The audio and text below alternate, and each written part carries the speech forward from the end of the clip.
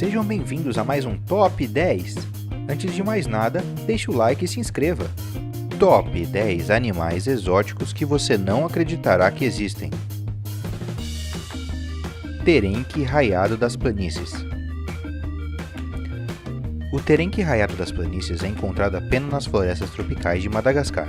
O que o torna único é o padrão de cores. O terenque raiado das planícies possui pelo preto com riscas amarelas claras. Espalhadas pelo corpo encontram-se pelos mais rígidos que se assemelham a espinhos. E o ventre e o colar à volta de sua cabeça são amarelos vivos. Nas suas costas encontram-se espinhos especiais que se esfregam uns nos outros produzindo um som de estalido, que utilizam para comunicar, sendo o único mamífero capaz deste feito. Glaucus atlânticos. O Glauco atlânticos é uma espécie de lesma azul no mar que tem uma cor muito interessante. Eles possuem uma cor azul brilhante no topo de seus corpos e prateado na ponta, além de um complexo mecanismo de camuflagem. Também conhecido como dragão azul, o Glaucus atlânticos é capaz de se alimentar de águas vivas porque exibem uma imunidade ao veneno daquela espécie, consumindo-a inteira e armazenando as toxinas para o seu próprio uso. O veneno é recolhido em sacos especializados localizados nas pontas de seus apêndices, fazendo com que Glaucus armazene o veneno, podendo produzir um efeito ainda mais potente e mortal do que o original. Víboras das árvores. A Pteris é um gênero de víboras venenosas conhecido como víboras das árvores. Podem ser encontradas apenas na África subsaariana e muitas espécies apresentam distribuições geográficas isoladas e fragmentadas devido a estarem restringidas às florestas úmidas. São um exemplo de evolução convergente, tendo muitas semelhanças com as víboras de focetas da Ásia e América do Sul. É conhecido o fato de as espécies de Pteris serem predadores de vários pequenos anfíbios, lagartos, roedores, aves e até mesmo de outras serpentes. Algumas espécies ou populações podem estar especializadas em alimentar-se de rãs, mas a maioria tem sido descrita como caçadores oportunistas. Tipicamente, as presas são emboscadas desde uma posição pendurada, detidas, até que sucumbem ao veneno e logo engolidas. Não se sabe muito sobre o seu veneno, exceto que é fortemente hemotóxico, provocando dor, inchaço e problemas de coagulação sanguínea. Não existe antídoto específico para o veneno de Pteris, e os usados para tratar picadas de outras espécies parecem produzir pouco efeito. Okapi. O okapi, Okapia johnstoni, é um mamífero nativo do nordeste da República Democrática do Congo, na África Central. Embora o okapi tenha marcas listradas reminiscentes de zebras, é mais estreitamente relacionado com a girafa. O okapi e a girafa são os únicos membros vivos da família Giraffidae. O okapi tem cerca de 1,5 m de altura no ombro e tem um comprimento médio do corpo de cerca de 2,5 m. O seu peso varia de 200 a 350 kg. Tem um pescoço longo e orelhas grandes e flexíveis. Sua pelagem varia do tom chocolate e marrom avermelhado, em contraste com as listas horizontais, brancas e anéis nas pernas e tornozelos brancos.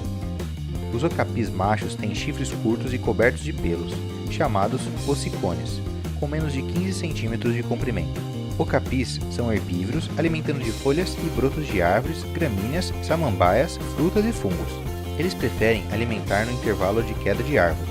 Eles são únicos na floresta de Ituri, pois são os únicos mamíferos conhecidos que se alimentam apenas de vegetação de subbosque, onde usam suas línguas de 45 cm para procurar seletivamente plantas adequadas. O diabo espinhoso. O diabo espinhoso, Moloch horridus, é a única espécie do gênero Moloch. É um pequeno réptil existente na Austrália cuja dieta consiste somente em formigas. Apesar do seu nome, o diabo espinhoso não ultrapassa os 20 cm de comprimento. As fêmeas são maiores que os machos. A sua coloração, que eles próprios controlam, tal como o camaleão, varia entre o amarelo e o castanho escuro, conforme o tipo de solo e serve-lhe de camuflagem. Possui uma falsa cabeça atrás da verdadeira, que utiliza para confundir os predadores. Possui também espinhos cônicos por todo o corpo, exceto na barriga, onde são substituídos por protuberâncias. Polvo dumbo. Os polvos do gênero Glymphoteutes também são conhecidos como polvos dumbo, de orelha como barbatana salientes no topo de sua cabeça como organismos. Lembram as orelhas do elefante voador de Walt Disney. Eles são criaturas bentônicas que vivem em profundidades extremas, de 3.000 a 4.000 metros, e são alguns dos mais raros da espécie Octopoda. Eles podem lavar a camada transparente de sua pele à vontade e são animais pelágicos, tal como todos os outros polvos. Eles pairam à procura de vermes, moluscos, bivalves, copépodes, pelágicos, crustáceos e outros. Eles movimentam pelo impulso dos braços, atirando água através de seu funil, ou por suas orelhas parecidas com barbatanas. Eles podem usar essa técnica separadamente ou simultaneamente. Os machos e fêmeas são diferentes na sua dimensão e padrões. As fêmeas põem ovos consistentes, sem distinto acasalamento. Axalote. O axalote é uma espécie de salamandra que não se desenvolve na fase de larva, permanecendo neste estado mesmo adulto. É um exemplo de animal neotênico, pois conserva durante toda a vida brancas externas, uma característica do estado larval. Os axalotes são muito usados em laboratório devido à sua capacidade de regeneração. A espécie é intrigante. Haja vista sua regeneração expressiva, apesar de sua alta complexidade em relação aos outros seres com elevado potencial regenerativo, como esponjas, planárias e estrelas do mar. O axalote é capaz de regenerar por meio de diferenciação celular, membros inteiros que são constituídos por estruturas não comumente regeneradas, como nervos, musculaturas, ossos e vasos sanguíneos. É capaz ainda de reparar completamente metade do seu coração ou cérebro. Tais propriedades são frequentemente analisadas em laboratório. Um artigo publicado na revista científica Nature no final de 2017 mostrava que a espécie está cada vez mais próxima da extinção. Em 98 existiam 6.000 axalotes por quilômetro quadrado na região mexicana de Xochimilco. 2 anos depois, este número tinha baixado para 1.000 espécimes por quilômetro quadrado. Em 2008, 10 anos depois, os números eram ainda mais preocupantes. Havia apenas 100 axalotes por quilômetro quadrado. Em 2018, sobretudo por causa da poluição, há menos de 35 desses animais por quilômetro quadrado. O axalote é um completo paradoxo de conservação. É provavelmente o anfíbio mais espalhado pelo mundo, em laboratórios e lojas de animais, e ainda assim está quase extinto na natureza, o que traz problemas. Como existe uma baixa diversidade genética desses animais, são mais propensos a doenças. Peixe-bolha.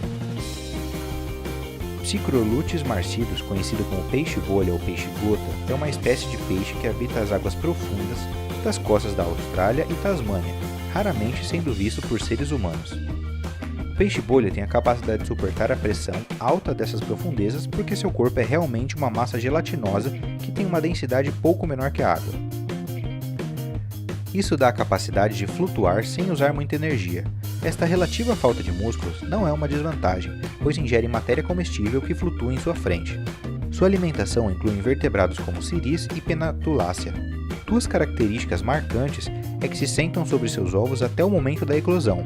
Além disso, o peixe possui feições que lhe dão um ar de triste e carrancudo. Atualmente enfrentam risco de extinção devido à pesca predatória de outras espécies. O peixe-gota foi eleito numa iniciativa da Ugly Animals Preservation Society em 2013 como o peixe mais feio do mundo. Essa iniciativa teve o intuito atribuído de chamar a atenção para as espécies ameaçadas. Narval. O narval é uma baleia dentada de tamanho médio e o animal com maiores caninos. Vive durante todo o ano no Ártico. É uma das 2 espécies vivas de baleias da família Monodontidae, junto com a baleia beluga. Os narvais machos são distinguidos por uma presa longa e reta, que na verdade é um canino superior esquerdo alongado.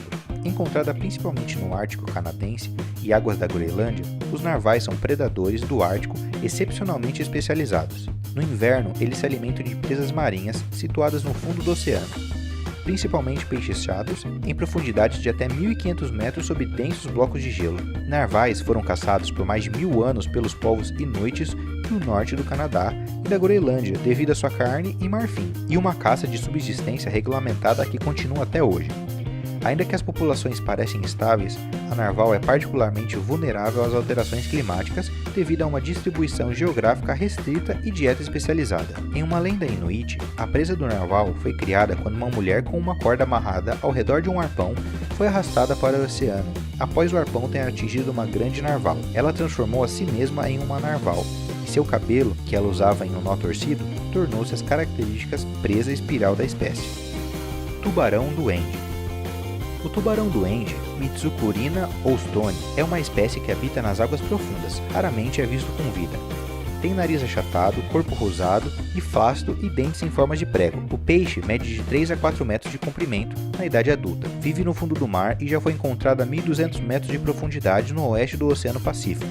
no oeste do Índico e a leste e oeste do Oceano Atlântico. Alimentam-se de lulas, camarões, polvos e outros moluscos que também habitam no fundo do mar. Característico por possuir um longo nariz em forma de faca incorporada por minúsculas células sensoriais e uma grande boca com dentes em forma de agulha. Os tubarões-duende são um dos mais antigos tubarões existentes no mundo atual.